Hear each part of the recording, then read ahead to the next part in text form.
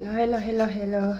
Welcome back again to my channel, Igurot OFW and Spanish. Ayan. So, today, magbrabrain tayo ng manok para bukas iluto natin, i-fry natin bukas. Kasi, pag magbrain tayo kasi, dapat overnight o tsaka 4 to 6 hours. Ayan. So,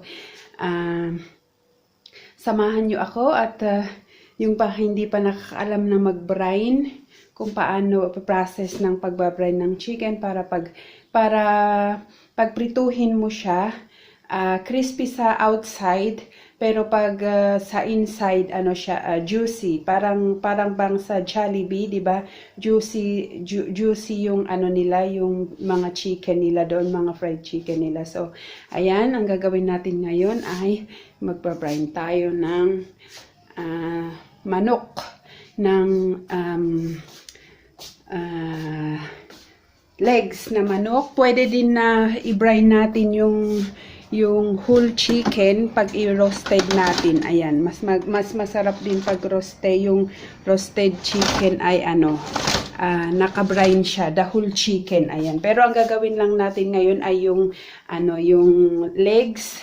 Yung legs at saka ipiprito natin pagkatapos bukas. Pag na-brine na siya, bukas na natin ipiprito. Ayan. So, samahan niyo ako at magluluta tayo. Coming up! I never made it, but I know what it takes. I'm motivated by it. Yan ang process ng ating pag-brining sa chicken. Brine chicken ay itong tubig. Lagyan natin siya ng asin.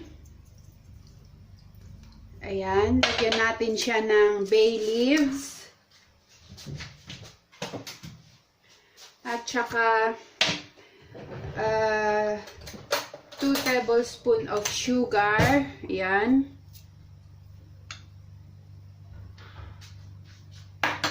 Ayan siya. At saka itong paminta.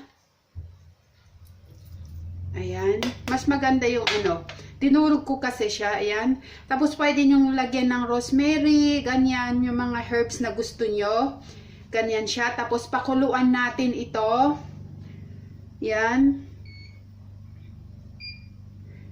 Pakuluan natin to. Tapos palamigin natin. After na kumulo, palamigin natin. Tapos ilagay natin ang ating chicken. Ayan. So, ayan. We will go back later pag kumulo na ito at saka lumamig. Ayan. So, after na kumulo at saka lumamig, tanggalin natin itong bay leaves. Ayan. At saka linagyan ko na din ito ng ice para lumamig siya. Tapos, isok natin ito. I-ano ko dito. Isalin ko dito yung ayan siya. Tapos isok natin to ng overnight. Ito para isok natin to overnight para yung tubig ay mag-absorb doon sa chicken para maganda yung niya, yung kanalabasan niya. Ayan.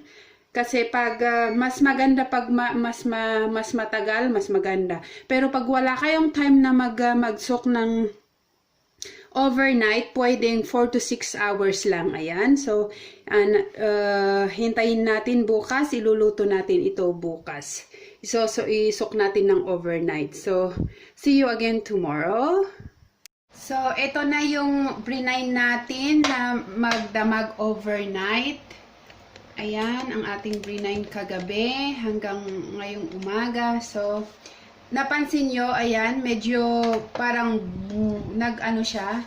Kasi, sinipsip niya yung tubig. Ayan, sa anuhin natin para mawala yung mga, hindi siya masyadong ma-watery.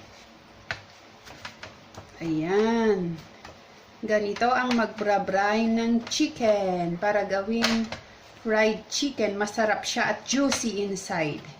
Crunchy outside and very juicy inside. Ayan. Ayan. So, gagawa tayo ng pang-coating natin. Gagawin natin ng cornstarch o maizena. Cornstarch in Spanish is maizena. Ayan, so cornstarch yung gagamitin natin. Ganyan.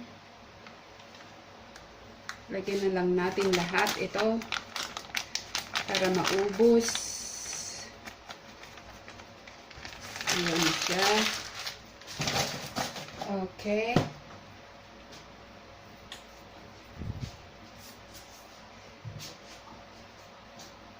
Ayan, tapos lagyan natin ng salt.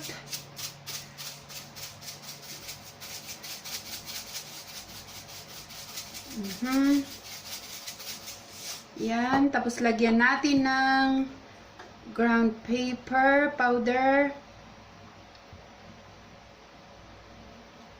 Tapos lagyan natin ng chili para medyo maanghang siya. Mas masarap kasi medyo maanghang ang chicken, fried chicken. Ayan. Haluin lang natin. Ganyan. Wala nang itlog-itlog, wala nang coating. Ito lang ang i-coat natin sa ating chicken. Ayan.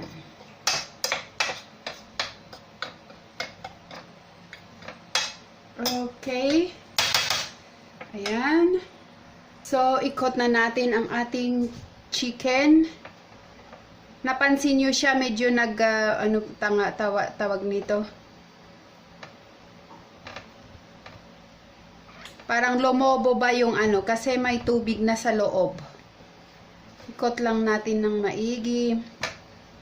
Tapos pag may gamitin, may sobrang dito doon sa coating natin, pwede natin gamitin pero hindi natin i-store kasi be careful kasi pwedeng magkaroon ng salmonella. Ayan. Ang gandang pakinggan, salmonella, pero nakaka sa katawan. Is a big no na mag-store pag mag-store ng mga ganito from the chicken, fish, like that. Kasi magkaroon ng salmonella. Ayan, di ba? Hindi na natin kailangan mga itlog. Ayan.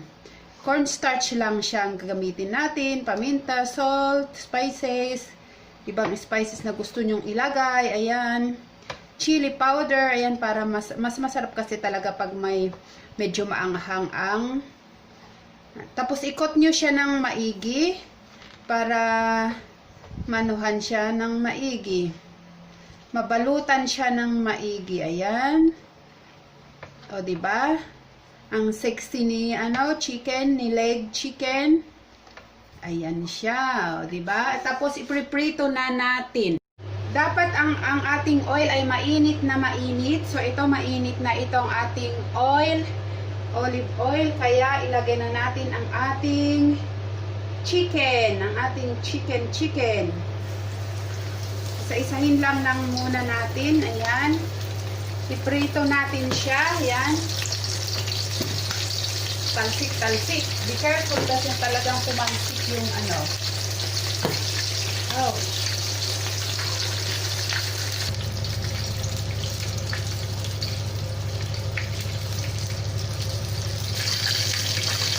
Ayan. Then, balik natin siya.